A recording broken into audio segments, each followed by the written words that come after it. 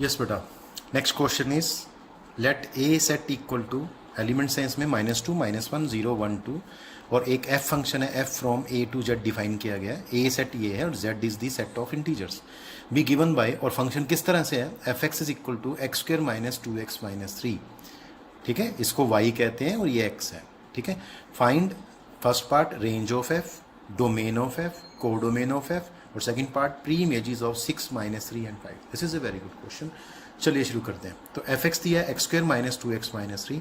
सबसे पहले हम इसका फर्स्ट एलिमेंट लेंगे ए सेट का -2, तो x को -2 रखेंगे इसमें, तो -2 रखते ही -2 का स्क्वायर -2 इंटू -2 -3 सॉल्व करके वैल्यू मिलेगी 5।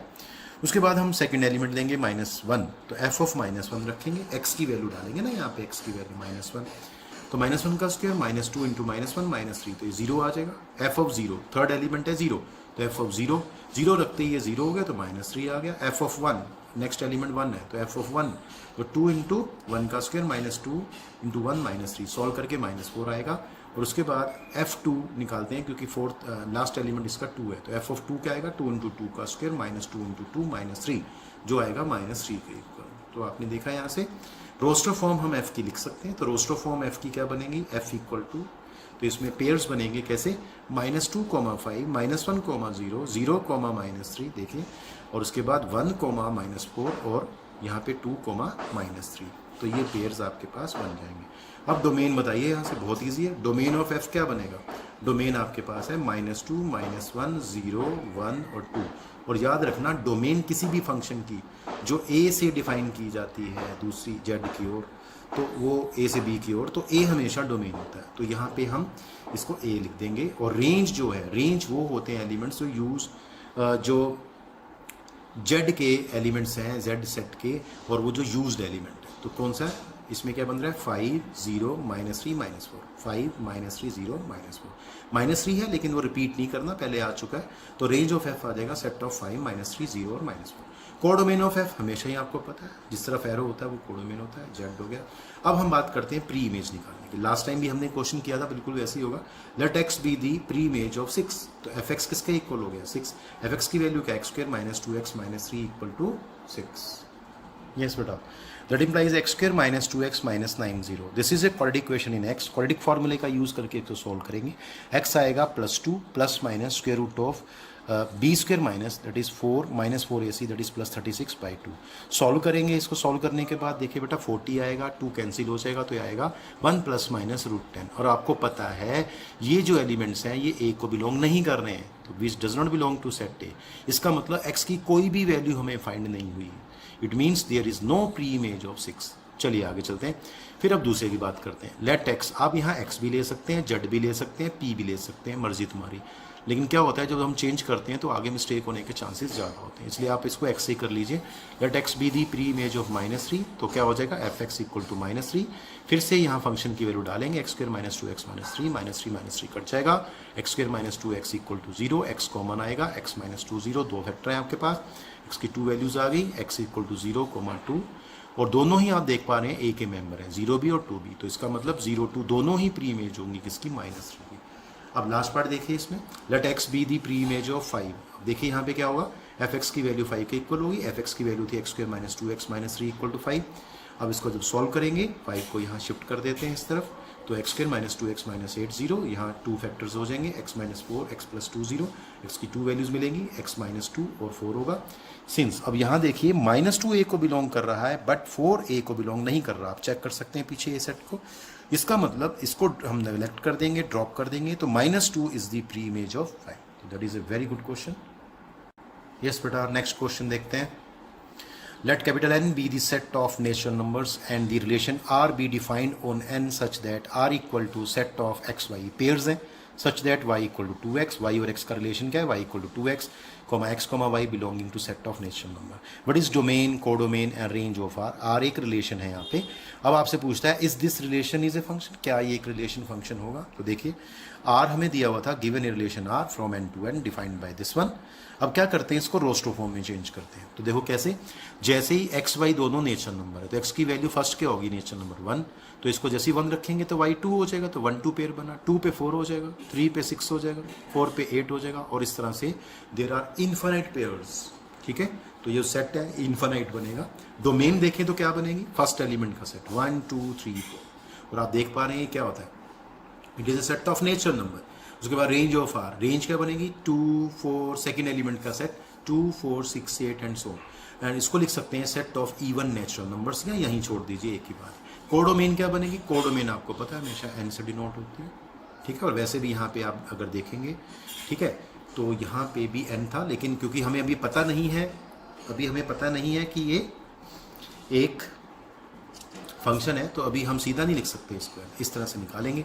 उसके बाद पूछता है क्या ये रिलेशन फंक्शन है, तो आप देख पा रहे हैं यहाँ पे पेयर्स में देखिए बेटा, पेयर में देखना होता है, इसके सारे एलिमेंट यूज हो गए 1 2 3 4, तो आप देख पा रहे हैं ये डोमेन, ठीक है, ए सेट है, मान लो ये ए सेट यहाँ इनका काम कर रहा है, तो इसके हर एलिमेंट यूज हो रहा है 1 2 3 4, और फिर ये रिपीट भी नहीं हो रहा। देखो यार रेपिटेशन नहीं होनी चाहिए, रिपीट होगी तो इसकी 2 इमेज हो जाएंगी या 2 से ज़्यादा हो जाएंगी, इसका मतलब हर एलिमेंट की एक इमेज है। तो क्या लिखना है, since every element in domain of R, ये देखो जो डोमेन है आपका आर का, जो डोमेन है ये वाला पार्ट, इसमें जितने भी एलिमेंट है उनकी क्या है, has one and only one image in codomain of R, ठीक है, तो इस कोडोमेन के अंदर उनकी, ठीक है, एक इमेज बन रही है, that implies relation R is a function. तो ये जो रिलेशन है एक फंक्शन का काम करेगा। नेक्स्ट क्वेश्चन देखते हैं, which of the following relations are functions and why, कौन से रिलेशन यहाँ फंक्शंस हैं और क्यों है उसके रीजन देने हैं।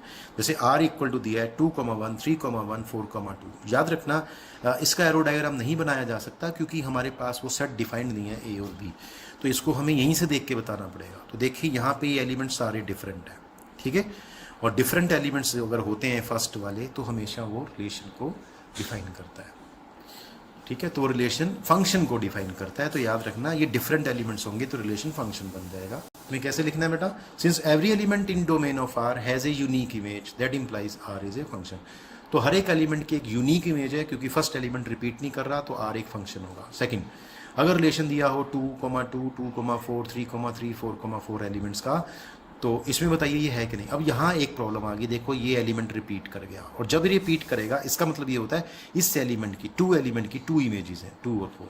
अब लिखेंगे since the element 2 in domain of R has 2 images 2 and 4 that implies R is not a function. यहाँ देखिए 1 2 3 4 5 and 6 डिफरेंट एलिमेंट्स हैं, और ये 1 2 2 3 3 4 4 5 5 6 6 7 एलिमेंट्स हैं आर के।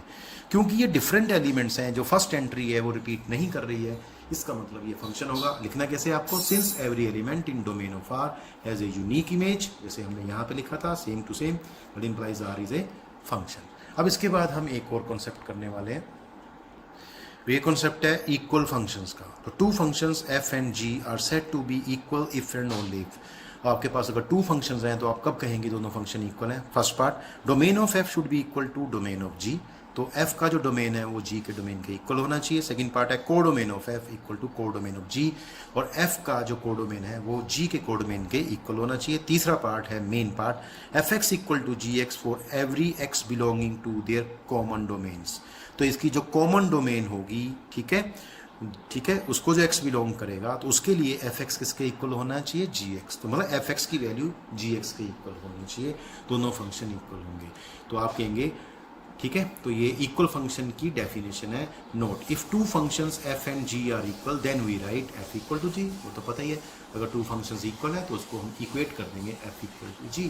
तो एक एग्जांपल से इसको समझते हैं। लेट a सेट है जिसमें 1 2 एलिमेंट्स हैं, b सेट जिसमें 3 6 एलिमेंट्स हैं, एंड f फंक्शन है जो a से b की ओर डिफाइन किया गया है, given by fx is equal to x square plus 2, और g फंक्शन है जो डिफाइन किया गया a सेट से b सेट की ओर, और जो गिवन फंक्शन है gx इक्वल टू 3x। तो बहुत ही अच्छा क्वेश्चन है, देखिए। अब मैं कहूँ डोमेन क्या है f की, क्योंकि फंक्शन है तो इसका डोमेन a है f का, और अगर मैं कहूँ डोमेन ऑफ g क्या है तो वो भी आप देखेंगे a है। तो क्या कह सकते हैं, domain of f equal to domain of g, ठीक है। और अगर कोई पूछे आपसे भाई डोमेन थी क्या, तो आप कह सकते हैं इसका जो डोमेन है वो a नाम से है सेट। और अगर कोडोमेन की बात करें तो आपको पता है कोडोमेन f का b है और g का भी b, तो codomain of f equal to codomain of g, और दोनों किसके इक्वल है, b के। तो इसका मतलब फर्स्ट 2 कंडीशन सेटिस्फाई होगी। अब थर्ड कंडीशन देखते हैं, कैसे देखते हैं देखना। याद रखना जो डोमेन है, दोनों की डोमेन क्या है, a, इसके एलिमेंट्स हम पुट करेंगे इसके अंदर, इसमें भी और इसमें भी, अगर वो कोइंसाइड कर गए सेम आ गए तो ये फंक्शन इक्वल हो जाएंगे। तो शुरू करते हैं 1 से। तो x की पहली वैल्यू यहाँ पे ठीक है, डोमेन का मतलब एक्स की पहली वैल्यू यहाँ पे 1 है, तो ये लेंगे f1 और यहाँ डाल देंगे f वाले फंक्शन में, तो 1 का स्क्वायर प्लस 2 3 आ जाएगा।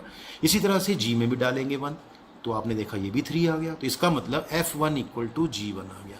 तो f की जो इमेज है और g की जो इमेज है 1 पे वो सेम आ गई।